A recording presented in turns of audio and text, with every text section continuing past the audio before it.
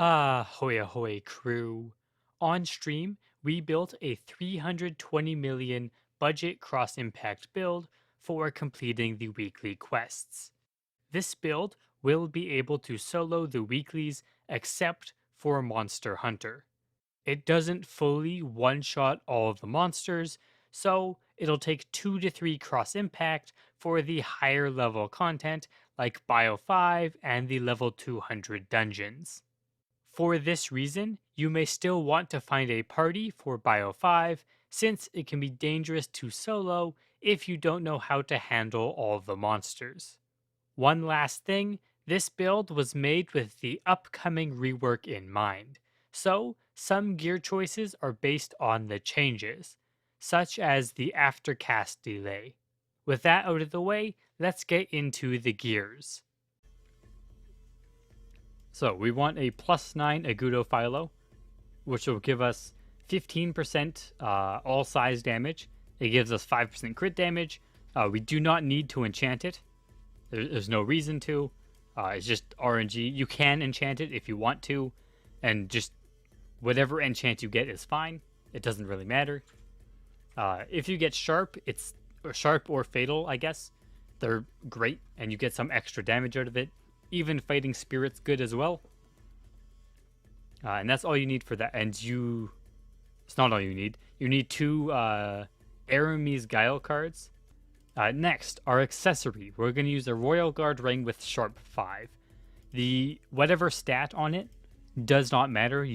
It can be strength, which is the best. It can be luck, which is also decent for more critical rate. All that matters is we get Sharp 5 or Sharp 4. Sharp 4 is 1 critical rate less, so it doesn't matter between them. They're relatively the same. But we get the Royal Guard ring for the Sharp 4 or Sharp 5 enchant. For the card inside of the Royal Guard ring, we want to use a Revolver Buffalo Bandit card, which gives us 4% attack and 4 strength. It's just a damage card. This is very easy to farm on your own. The monsters are relatively weak. I think if you have no gear equipped, you can probably still one-shot them with cross impact. They aren't very strong. Next, we will look at Illusion Wing B for the garment. This gives you... Basically, you want this for the combo with the Armor A, which we're also going to use Illusion Armor A. Illusion Armor A gives us attack to do more damage. We're also going to +7 this with the new Illusion Reinforcement Cubes that you get from Varmunt's Mansion. If you want to buy it yourself, you need to go through the 17.2 quest line in order to buy it. But you go from +4, use the cube, and it automatically +7s it with no chance to fail. Then you add a delay after skill and 2 power modules to enhance it. First, you want the delay after skill module. It gives you more spam, so you can cast cross impact more often. And 2 power modules can kind of wait. You want them for more damage, but they aren't mandatory right away. You can get these later. And the Illusion Wing B, we want 2 critical module enchants. These give us 10 critical rate each. If you +7 the armor, they also give 5 critical damage each, or 5% critical damage each, which can help a little bit too.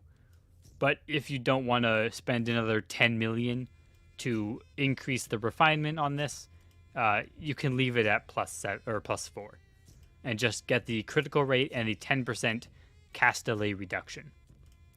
In the wing, we will put a Petal card for 24% critical damage. In the armor, we're going to use a, Furious Ninetail card, which gives us 5 critical rate and 10% critical damage. We won't get the +10 effect, and that's fine. We don't need it. For the boots and the left accessory combo, right? Yeah, left accessory. We want Temporal Luck boots with Speed of Light enchant. This is like the budget enchant. So Bear's Might is stronger, but it's also like 10 times maybe 15 times more expensive, so it's not something you want for a budget build. Speed of Light will do the job fine. +4 Speed of Light with Fighting Spirit 7 is around 15 million most of the time. They're kind of cheap. For the card, use a Chaotic Baphomet Jr., which gives you more critical rate, so you can achieve over 200. For the accessory that combos with our Speed of Light Temporal boots, we want to use a King Schmidt's Strong Insignia with Flash and Sharp 5 or Sharp 4. The extra stat enchant, once again, doesn't matter, whatever stat works. Strength being the best, and then I guess luck afterwards. But it really doesn't matter. You just want the Sharp and the Flash. For the card on this one, we're going to use a Chaotic Killer Mantis for critical damage that combos with our Headgear card. Illusion Armor A, I already went over that. The mid and lower Headgear will use a Fafnir combo, which gives us critical rate and critical damage. You can create this yourself by doing the Headgear quest. Stripe Cap you can buy with Endeavor tokens once you start doing weekly or daily quests. Just +4 is fine. You just want the 40 attack from it. We went over Buffalo card. In the Headgear, your Stripe Cap, you want to put an Angra Mantis card, which is super cheap and it just gives you critical damage, basically. It combos with Chaotic Killer Mantis to give even more critical damage. We went over the cards. Now for the consumables. You want Enchant Deadly Poison. It's the GX skill. It makes GX. Buche Noel, which you can farm it with a costume headgear that comes from the Christmas event. It's called Polar Bear Cap.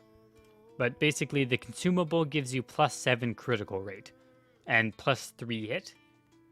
But the 7 critical rate is very strong. It also doesn't get dispelled. It stays after you die as well, I think. It's very nice to use.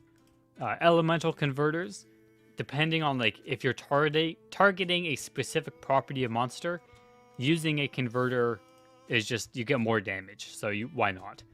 Some cases, if you do enough damage with just a converter, you can not use EDP and not use your poison bottles. So Illusion of Underwater Floor 1, you can probably just use a wind converter. You don't need to use your EDP. And then as an extra item, you can use a Red Herb Activator, which it gives you a strong amount of damage, but it can be expensive if you die a lot. There's one more thing, Magic Mushroom. So we have Magic Mushroom and we have Pyrexia. Pyrexia gives you more damage per hit, which if you want to just one-shot monsters, you probably just want Pyrexia. If you want to spam Cross Impact more and to the full amount for this specific setup of a build, you want Magic Mushroom, since you'll need 30% cast delay in order to hit the 0.35 cooldown. And for stats, for the base stats, 120 strength, 100 agi, 100 vit, 5 intelligence, 73 dexterity, and 120 luck. You need 120 luck for the boots. You need at least 90 agi for the Chaotic Baphomet card. So you can put the extra 10 agi into dex, int, or vit, maybe. 120 strength, we just want a lot of for just raw damage. And that's it for the stats. Yeah, I think that's it. So with this build, around 320 mil, it might increase or decrease based on market prices. You should be able to solo basically all of the weekly quests, or at least do all the weekly quests, including Bio 5. The only thing is Monster Hunter, you probably won't be able to do that very well. So you may still need to get leeches for that. You could try, though. Though your damage won't be the best. You also won't have enough critical rate. So it might just be best to stick with leeches until you can get until you can save up for actual end game equipment, or maybe save up for whatever your main build is if you want to build this just to do weeklies and that.